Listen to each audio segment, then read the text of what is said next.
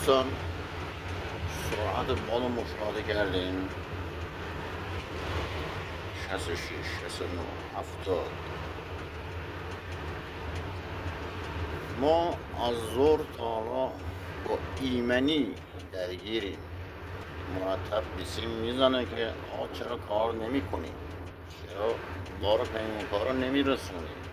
همیشه برعکس شده. ایمنی، متوجه شدین؟ ایمنی جای اینکه زنگ بزنه یا کار نکن، خطرناکه. بیسیم میزنه که چرا کار نمی کنی. نشستن میشینن تو اتاقاشون، بیرون نمیان. بعد میگن باد کو؟ باد نیومده. باد کجا بوده است؟ به نظرتون چی بگم؟ چرا مملکت همینطوری خر تو خره؟ چون هیچی سر جای خودش نیست. این سلسله مراتب بگیر بره بالا، همش همینطوریه.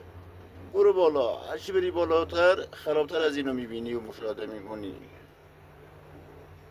همینه دیگه، شده است.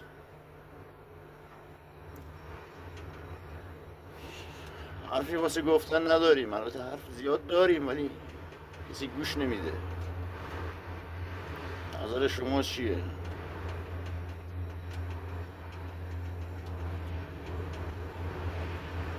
با جای تاسف